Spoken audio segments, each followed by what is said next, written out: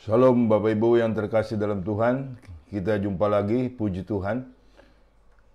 Jikalau hari ini kembali kita boleh mendengar firman Tuhan oleh karena kebaikan Tuhan semata-mata dan anugerah Tuhan yang setia.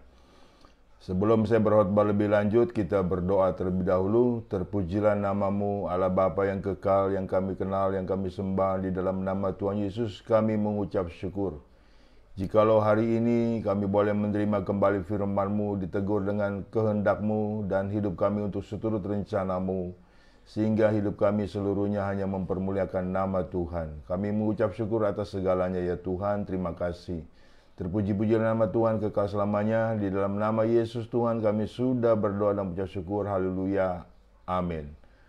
Puji Tuhan Bapak Ibu, shalom. Hari ini kita punya tema dalam saya berkhotbah adalah peranan kehendak bebas kita terhadap anugerah dari Tuhan Yesus Kristus. Peranan kehendak bebas kita terhadap anugerah dari Tuhan Yesus Kristus. Itu tema kita Bapak Ibu. Dan lanjutannya adalah saya akan memberikan pertanyaan, mengapa kita menjadi orang Kristen? Mengapa kita bersedia menjadi orang Kristen? Ini penting untuk Bapak Ibu renungkan. Sebab titik awal keputusan untuk menjadi orang Kristen adalah segera menentukan semua proses logis yang menentukan akhirnya kita setia atau tidak. Kalau kita tidak punya alasan yang kuat untuk kenapa kita menjadi orang Kristen, saudaraku, pasti dalam perjalanan proses-proses keimanan kita akan jatuh di tengah jalan atau akan murtad. Ini penting, di dalam diri kita hendaknya kita ketahui ada peranan kehendak bebas. Yang kita boleh menjadi orang Kristen bukan karena paksaan, tapi oleh karena nilai kehendak bebas. Jadi Bapak Ibu, apabila Bapak Ibu terpaksa menjadi orang Kristen, hasilnya akan murtad. Itu jelas sekali Bapak Ibu. Jadi di sini saudaraku, peranan kehendak bebas kita terhadap anugerah dari Tuhan Yesus Kristus itu sangat penting sekali. Karena kita sudah dianggap sudah dewasa, ya kan, sudah dianggap sudah bisa memutuskan sendiri dengan sukacita, dengan sukarela, dengan senang hati. Jikalau tidak demikian kondisinya Bapak Ibu, pasti Bapak Ibu menjadi orang Kristen yang akan murtad di kemudian hari. Mengingat proses-proses perjalanan hidupmu akan dalam semakin berat, saudaraku, semakin tidak karuan kalau tidak setia di dalam Tuhan. Nah, saya baca dulu sebagai ayat pembuka Bapak Ibu adalah di Matius 16 ayat 24 sampai 25. Lalu Yesus berkata kepada murid-muridnya, "Setiap orang yang mau mengikut aku, ia harus menyangkal dirinya, memikul salibnya dan mengikut aku. Karena barang siapa mau menyelamatkan nyawanya, ia akan kehilangan nyawanya, tetapi barang siapa kehilangan nyawanya karena aku, ia akan memperolehnya." Di sini firman Tuhan menjelaskan ada dua hal setiap orang yang mau mengikut Yesus. Yang pertama adalah ia harus menyangkal dirinya dan memikul salibnya. Nah, ini penting untuk kita sadari Bapak Ibu. Kita jangan dulu berpikir soal berkat. Dengan kondisi-kondisi secara emosional, dengan kondisi-kondisi segala hawa nafsu ke arah tersebut, ke arah materi. Dan pada hari tatkala kita mengalami penderitaan, akhirnya kita kecewa. Akhirnya kita menyimpang dari iman kita. Kita menyimpang dari kehendak Tuhan. Dan akhirnya kita berdosa dan akhirnya kita binasa. Ini penting loh. Dua hal ini Bapak Ibu adalah harus diterima dengan sukacita, dengan sukarela. Yaitu menyangkal diri, memikul salibnya. Itu tidak mudah. Makanya peranan kehendak bebas kita ini penting. Untuk sesadar-sadarnya kita memutuskan menjadi orang Kristen itu karena apa? Karena siapa? Kalau tidak demikian kondisinya Bapak Ibu, kita merasa tidak nyaman menjadi orang Kristen. Banyak kok keluhan jemaat yang diutarakan kepada saya dengan menyatakan tidak enak ya Pak menjadi orang Kristen. Dianiaya, menderita, dimusuhi segala macam. Ya kan, dulu sebelum saya menjadi orang Kristen, saya banyak disenangi orang, dagangan sangat laku. Sekarang setelah menjadi orang Kristen susah banget ya Pak Pendeta. Jawaban saya gampang, ya keluar saja saudaraku menjadi orang Kristen. Iya kan? Itu keluhan-keluhan yang apa ya, semacam yang klasik Bapak Ibu. Ini keluhan-keluhan ketidakdewasaan. Dan makanya saya beritahu kembali, kenapa engkau menjadi orang Kristen? Kenapa? Karena apa? Karena siapa? Engkau punya kehendak bebas kok. Mau menjadi orang Kristen ya silahkan. Tidak menjadi orang Kristen ya monggo. Semuanya ada resiko kok Bapak Ibu. Jadi kita perlu untuk menekankan kembali dalam titik awal kita ini untuk mengetahui mengapa menjadi orang Kristen. Ya kan? Karena ada dua hal yang perlu kita untuk mengerti. Ada memikul salib dan ada menyangkal diri. Kalau ini Bapak Ibu merasa berat Anda menjadi orang Kristen, ya monggo silakan meninggalkan kekristenanmu. Ya kan, gampang kok. Tuhan tidak memaksa kok. Tuhan tidak paksa-paksa kita untuk menjadi orang Kristen. Memang firman Tuhan itu mengikat, tetapi tidak memaksa Bapak Ibu. Terserah Anda itu semuanya. Janganlah menjadi orang Kristen yang cengeng pada akhirnya, yang terus berkeluh kesah, yang terus bersungut-sungut. Dan akhirnya binasa juga Bapak Ibu. Makanya di sini tetapkan di dalam dirimu titik awalmu menjadi Kristen itu karena apa dan karena siapa. Semua ada free will, ada kehendak bebas. Perlu Bapak Ibu ketahui hal itu, perlu Bapak Ibu sadari akan hal demikian. Sehingga pada akhirnya saudaraku, kita seharusnya menjadi Kristen itu yang setia apapun yang terjadi dalam proses dalam kehidupan ini untuk di dalam sampai akhirnya. Ini harus kita pahami. Sebenarnya saudaraku, tatkala kita menyadari ya kan alasan-alasan kita menjadi orang Kristen berdasarkan kehendak bebas kita, ya kan kita menerimanya dengan sukarela. Kita harus menerimanya dengan sukarela. Itu hasil nilai dalam hal kita menjadi orang Kristen yang dewasa. Dalam hal apa kita sukarela? Kita ambil ayatnya di Kisah Rasul 21 ayat 8 sampai 14. Kisah Rasul 21 ayat 8 sampai 14. Pada keesokan harinya kami berangkat dari situ dan tiba di Kaisarea. Kami masuk ke rumah Filipus, memberita Injil itu, yaitu satu dari ketujuh orang yang dipilih di Yerusalem. Dan kami tinggal di rumahnya. Filipus mempunyai 4 anak darah yang beroleh karunia untuk bernubuat. Setelah beberapa hari kami tinggal di situ, datanglah dari Yudea seorang nabi bernama Agabus. Ia datang pada kami lalu mengambil ikat pinggang Paulus. Sambil mengikat kaki dan tangannya, sendiri ia berkata, "Demikianlah kata Roh Kudus, beginilah orang yang mempunyai ikat pinggang ini akan diikat oleh orang-orang Yahudi di Yerusalem dan diserahkan ke dalam tangan bangsa-bangsa lain." Mendengar itu kami bersama-sama dengan murid-murid di tempat itu meminta supaya Paulus jangan pergi ke Yerusalem. Tetapi Paulus menjawab, "Mengapa kamu menangis dan dengan jalan demikian mau menghancurkan hatiku? Sebab aku ini rela bukan saja untuk diikat tetapi juga untuk mati di Yerusalem oleh karena nama Tuhan Yesus Kristus. Karena ia tidak mau menerima nasihat kami, kami menyerah dan berkata, jadilah kehendak Tuhan." Saudaraku, Paulus dalam kondisi waktu itu saudaraku diperhadapkan dengan aniaya. Jadi ada seorang nabi yang bernama Agabus bernubuat.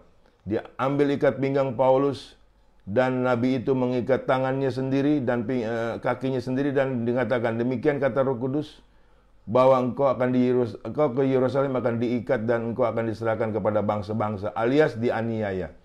Di sini teman-teman Paulus, Bapak Ibu, tidak setuju Paulus ke Yerusalem karena dia akan menderita. Tetapi Paulus mengatakan, "Aku rela kok menderita. Bukan hanya menderita, aku rela mati kok." Iya kan, saudaraku? Jangan kau menghancurkan hatiku dengan cara menangis seperti itu. Artinya jangan kau melemahkan semangatku. Saudaraku, pada saat kita diperhadapkan dengan kondisi seperti ini, bagaimana sikap kita? Iya kan? Kita menjadi Kristen jangan hanya mau berkat-berkatnya melulu. Sementara tatkala kita ada harga yang harus dibayar, kita menolaknya. Nah bagaimana? Berarti kita tidak sukarela menjadi orang Kristen Bapak Ibu. Berdasarkan paksaan. Berdasarkan ada motivasi-motivasi keduniawian. Berdasarkan nilai-nilai materi. Nah pada akhirnya saudaraku nyata. Tatkala kita diperhadapkan dengan aniaya, diperhadapkan dengan sakit penyakit, dihadapkan dengan penderitaan, Kita tidak rela. Makanya akhirnya sungut-sungut. Akhirnya marah-marah. Akhirnya kecewa. Akhirnya murtad. Akhirnya berdukun. Akhirnya menyimpang iman percayanya kita. Nah ini saudaraku banyak terjadi di kalangan orang Kristen, Bapak Ibu.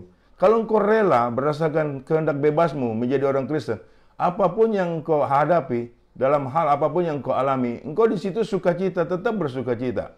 Dan rela menderita demi Kristus. Ya kan Bapak Ibu? Jadi arahan kita sudah jelas. Ya kan? Jangan menjadi orang Kristen dininabobokan dengan berkat-berkat melulu. Tatkala menghadapi penderitaan, marah-marah, kecewa. Dan pada akhirnya saudaraku murtad. Ini mengerikan sekali orang Kristen macam apa semacam ini Bapak Ibu. Karena terpaksa menjadi Kristen. Karena diembel-embeli keduniawian. Nah Anda sudah ditipu oleh yang jahat, oleh penyesat. Ya kan saudaraku? Tidak dengan Paulus. Tatkala Paulus dinubuatkan, engkau di Yerusalem akan diikat tangan kakimu, engkau akan menderita. Paulus bilang aku rela. Jangankan menderita seperti itu. Mati pun demi Yesus Kristus aku rela. Kerelaan di sini Bapak Ibu dihasilkan daripada kehendak bebas yang benar. Jadi ingat baik, jikalau Bapak Ibu diembel-embeli menjadi Kristen hanya karena berkat-berkat melulu Bapak Ibu, Anda salah. Tatkala Anda menderita, oh kok begini menjadi orang Kristen? Kok saya menderita? Kok tidak enak? Kok tidak nyaman? Kok tidak bahagia? Hasil-hasilnya menggerutu seperti itu. Ya kan? Jadinya susah banget mana menjadi orang Kristen, saudaraku. Padahal kalau kita dengan sukarela, apapun yang terjadi demi Kristus tidak mengapa. Karena hidup kita adalah hanya untuk mempermuliakan Tuhan. Relakan dirimu dididik oleh Tuhan. Relakan dirimu diproses oleh Tuhan untuk kemuliaannya. Dan saudara, sehingga nama Tuhan kita permuliakan dalam kedewasaan rohani kita. Ya, makanya menghasilkan sukarela itu satu nilai yang sangat baik di dalam Anda menjadi Kristen. Mulai sekarang, introspeksi. Mengapa Anda menjadi Kristen?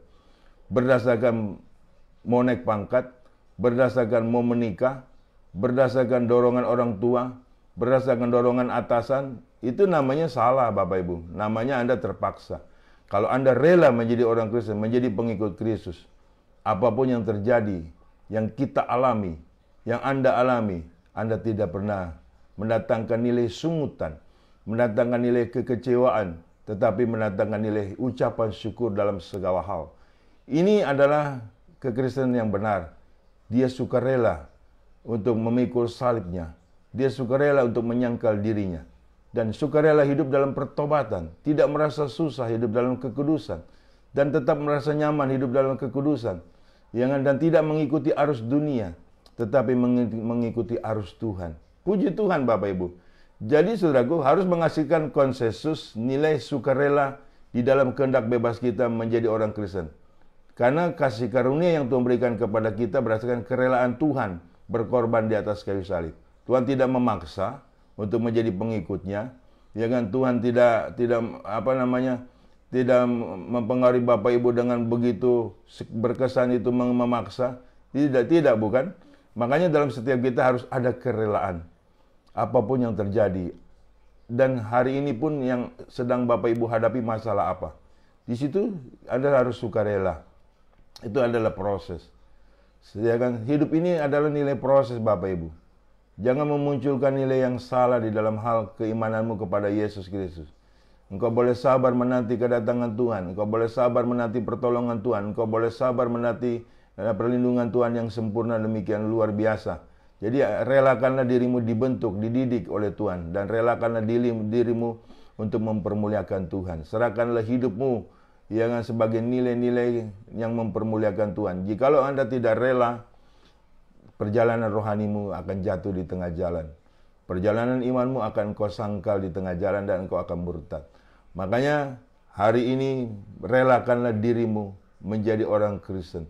Sebagaimana Rasul Paulus. Ya kan, teman-temannya menyatakan, janganlah engkau ke Yerusalem. Ya kan, Paulus mengatakan, aku rela ke Yerusalem. Bukan hanya rela disiksa, mati pun aku rela demi Yesus Kristus. Dan akhirnya teman-temannya mengatakan, jadilah sesuai kehendak Tuhan. Jadilah sesuai kehendak Tuhan. Itulah nilai hidup kita yang sebenarnya menjadi orang Kristen.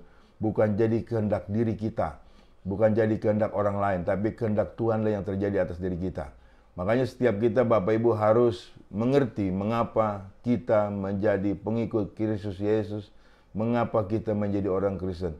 Kalau kita tidak rela Bapak Ibu, isi dari perjalanan iman kita adalah sungutan, kekecewaan, akar kepahitan, dan akhirnya kebinasaan. Kita lihat di dalam 2 Korintus 12 ayat 7 sampai 10. Dan supaya aku jangan meninggikan diri karena penyataan-penyataan yang luar biasa itu, maka aku diberi suatu duri di dalam dagingku, yaitu seorang utusan iblis untuk menggocok aku, supaya aku jangan meninggikan diri. Tentang hal itu aku sudah 3 kali berseru kepada Tuhan, supaya utusan iblis itu mundur daripadaku. Tetapi jawab Tuhan kepadaku, cukuplah kasih karuniaku bagimu, sebab justru dalam kelemahanlah kuasaku menjadi sempurna. Sebab itu, terlebih suka aku bermegah atas kelemahanku, supaya kuasa Kristus turun menaungi aku. Karena itu aku senang dan rela di dalam kelemahan, di dalam siksaan, di dalam kesukaran, di dalam penganiayaan dan kesesakan, oleh karena Kristus. Sebab jika aku lemah, maka aku kuat. Mengapa lagi-lagi Paulus rela di dalam siksaan, di dalam kesesakan, di dalam penderitaan?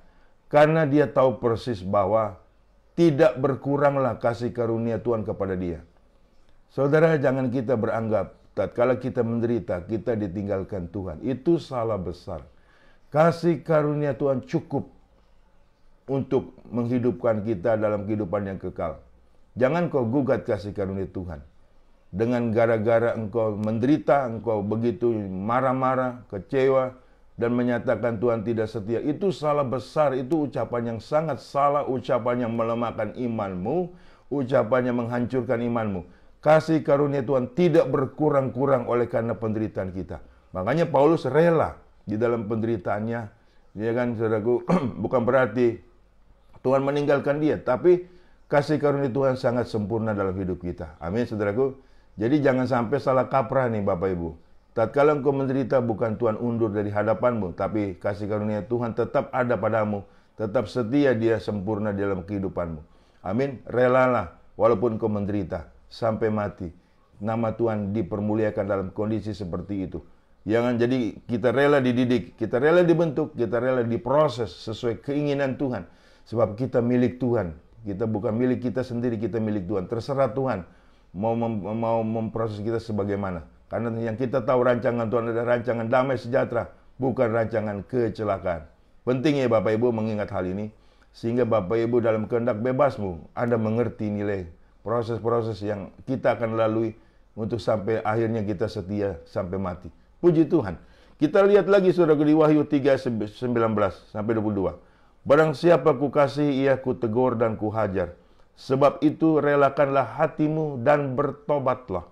Lihat, aku berdiri di muka pintu dan mengetok. Jikalau ada orang yang mendengar suaraku dan membukakan pintu, aku akan masuk mendapatkannya, dan aku makan bersama-sama dengan dia, dan ia bersama-sama dengan aku. Barang siapa menang, ia akan kududukan bersama-sama dengan aku di atas tataku, sebagaimana aku telah menang dan duduk bersama-sama dengan Bapakku di atas tatanya. Siapa bertelinga, hendaklah ia mendengarkan apa yang dikatakan Roh kepada jemaat-jemaat.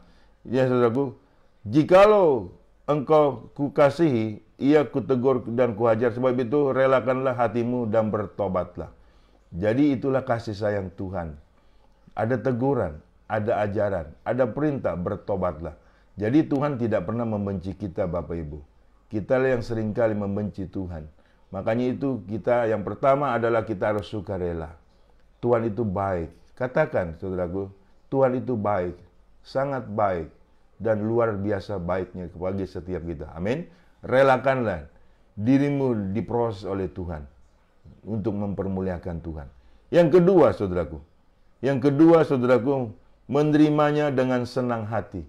Tatkala kita punya kehendak bebas yang sungguh-sungguh, kita senang hati menerima firman Tuhan.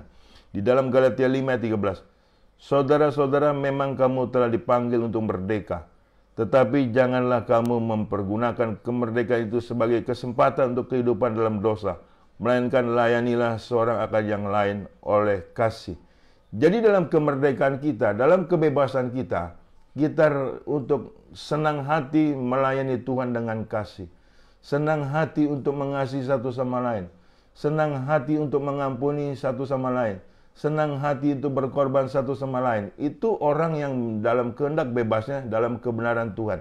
Dan tidak dipergunakan kehendak bebasnya, kemerdekaannya untuk berbuat dosa, Bapak Ibu. Tetapi berbuat kasih, melakukan perintah Tuhan, melakukan kehendak Tuhan, melakukan yang Tuhan suka. Iman tanpa perbuatan hakikatnya mati. Jadi mulai saat ini, jangan Bapak Ibu terpaksa untuk melakukan firman Tuhan, tapi dengan senang hati. Kita mengampuni sesama kita dengan senang hati. Kita memberi dengan senang hati, tidak dengan paksa. Tidak mengungkit-ungkit, tidak pamrih. Dan kalau pamrih, hasilnya kita kecewa lagi.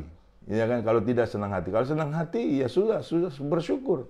Kita bisa lebih berkat memberi daripada menerima. Puji Tuhan Bapak Ibu. Iya kan saudaraku? Ibrani 10 ayat 25 sampai 29.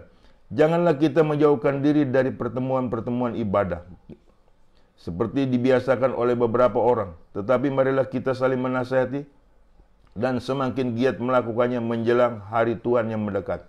Sebab jika kita sengaja berbuat dosa sesudah memperoleh pengetahuan tentang kebenaran, maka tidak ada lagi korban untuk menghapus dosa kita. Tetapi yang ada ialah kematian yang mengerikan, akan penghakiman dan api yang dahsyat, yang akan menghanguskan semua orang durhaka. Jika ada orang yang menolak hukum Musa, ia dihukum mati tanpa belas kasihan atas keterangan 2 atau 3 orang saksi. Betapa lebih beratnya hukuman yang harus dijatuhkan atas dia yang menginjak-injak anak Allah, yang menganggap najis darah perjanjian, yang menguduskannya, dan yang menghina roh kasih karunia. Saudaraku, jelas setiap kita harus senang hati untuk berkumpul beribadah, harus senang hati untuk melakukan firman Tuhan, harus senang hati hidup di dalam kasih karunia Tuhan. Kalau kita tidak senang hati Bapak Ibu, pasti kita akan menyimpang dari jalan-jalan iman kita. Banyak orang Kristen sebenarnya tidak senang hati saudaraku untuk melakukan firman Tuhan, dan terus ingin berbuat dosa. Kemudian dibikin alasan, berbuat dosa itu tidak apa-apa. Ya kan ada pengampunan Tuhan dan ada keselamatan dari Tuhan dan bahkan ada kasih karunia dari Tuhan. Itu salah Bapak Ibu. Kalau Anda tidak senang menjadi pengikut Yesus untuk meninggalkan kenajisanmu, untuk meninggalkan dosamu, saudara, udah nggak usah ikut Yesus. Jadi jangan tanggung menjadi ikut Yesus. Kalau senang-senang dengan apa anjurannya kita taati, dengan apa anjurannya kita ikuti. Itu namanya kita merasa senang.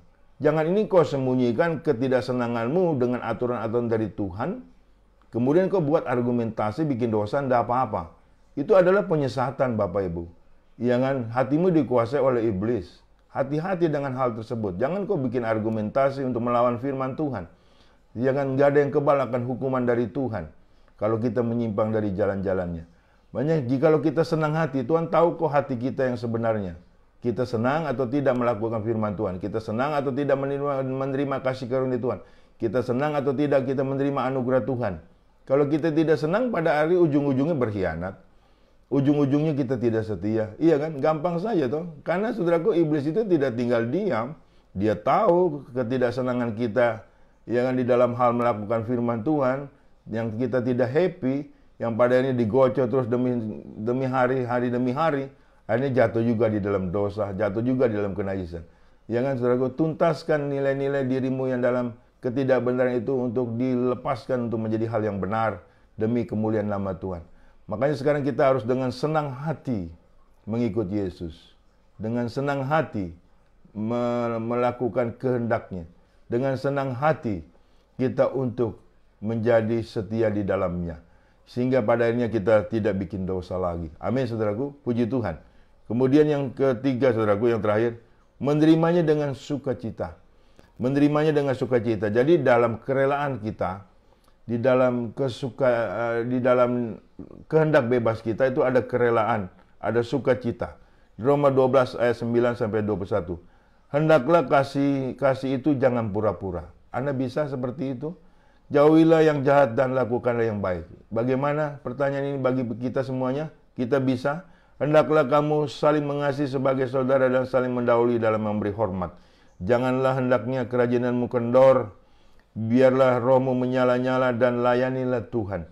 Bersukacitalah dalam pengharapan, sabarlah dalam kesesakan, dan bertekunlah dalam doa. Bantulah dalam kekurangan orang-orang kudus, dan usahakanlah dirimu untuk selalu memberikan tumpangan. Berkatilah siapa yang menganiaya kamu, berkatilah dan jangan mengutuk. Bersukacitalah dengan orang yang bersukacita, dan menangislah dengan orang menangis. Hendaklah kamu sehati sepikir dalam hidupmu bersama. Janganlah kamu memikirkan perkara-perkara yang tinggi, tetapi arahkanlah dirimu kepada perkara-perkara yang sederhana. Janganlah menganggap dirimu pandai. Janganlah membalas kejahatan dengan kejahatan. Lakukanlah apa yang baik bagi semua orang. Sedapat-dapatnya, kalau hal itu bergantung padamu, hiduplah dalam perdamaian dengan semua orang. Saudara-saudaraku yang kekasih, janganlah kamu sendiri menuntut pembalasan, tetapi berilah tempat kepada murka Allah. Sebab ada tertulis, pembalasan itu adalah hakku. Akulah yang akan menuntut pembalasan, firman Tuhan. Tetapi jika seterumu lapar, berilah dia makan. Jika ia haus, berilah dia minum. Dengan berbuat demikian, kamu menumpukan bara api di atas kepalanya. Janganlah kamu kalah terhadap kejahatan, tetapi kalahkanlah kejahatan dengan kebaikan. Puji Tuhan. Saudaraku, firman Tuhan ini hendaklah dengan sukacita kita lakukan. Yang telah mengikat kita sedemikian rupa, dan akhirnya kita, saudaraku, setia. Jangan sampai kita ini melawan firman Tuhan dan sebagai pemberontak-pemberontak.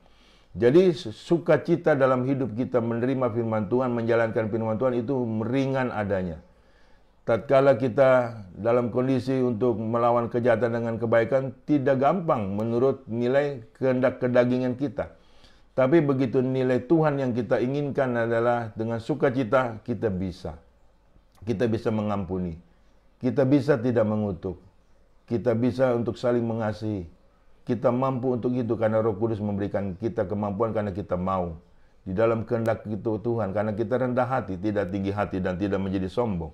Makanya setiap kita harus menyadari, bersukacitalah dengan orang bersukacita, menangislah dengan orang yang sedang menangis. Jadi saudaraku, di dalam diri kita itu ada kehendak Tuhan, atas perintah Tuhan, ada keinginan Tuhan yang kita harus lakukan atas sesama kita. Sehingga hidup kita bukan kita lagi, tapi Yesus Kristus yang dalam hidup kita. Kita perlu menyadari dalam hal ini ya Bapak Ibu, untuk kita dalam kehendak bebas, dalam menerima firman Tuhan, dan dalam menerima perintahnya adalah bersukacitalah. Bersukacitalah di dalam Tuhan. Sehingga itulah yang dikehendaki Allah dalam Kristus Yesus bagi kamu. Filipi 4 ayat 4-5. Bersukacitalah senantiasa dalam Tuhan. Sekali lagi kukatakan bersukacitalah. Hendaklah kebaikanmu, hatimu diketahui semua orang. Tuhan sudah dekat. Haleluya. Jangan ada yang murung. Jangan ada orang yang bersungut. Jangan ada orang yang kecewa dengan Tuhan. Apapun yang terjadi atas hidupmu, bersukacitalah. Dan ditegaskan di sini di dalam 1 Tesalonika 5 ayat 16-18, bersukacitalah senantiasa. Tetaplah berdoa, ucap syukurlah dalam segala hal.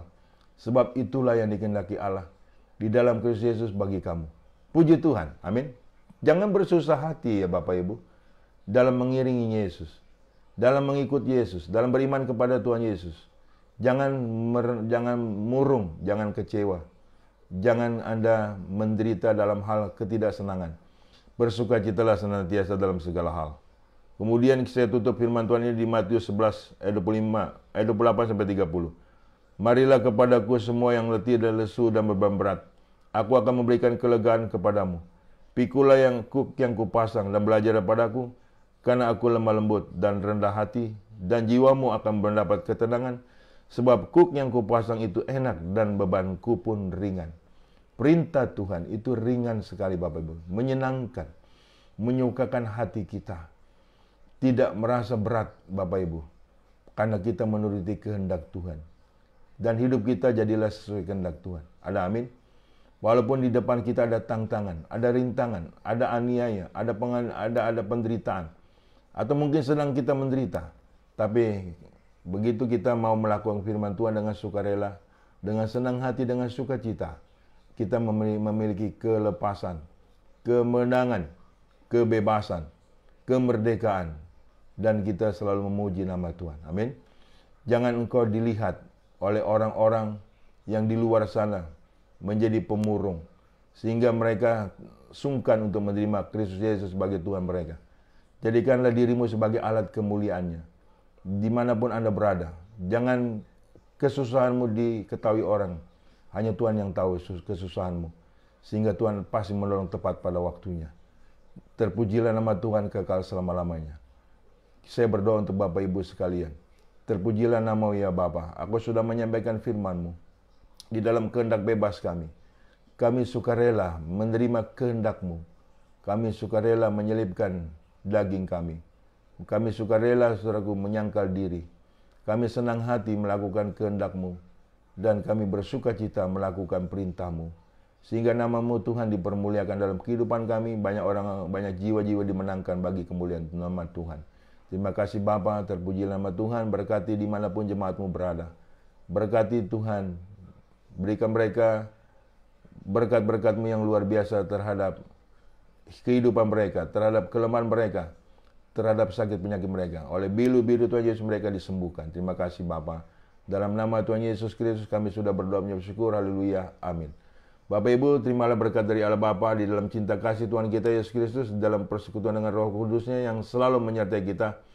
Mulai dari saat ini sampai Maranatha, Tuhan Yesus datang kali yang kedua menjemput kita dalam kemuliaan, dan kita pun layak menerima kemuliaan Tuhan dari kekal sampai kekal. Haleluya. Amin.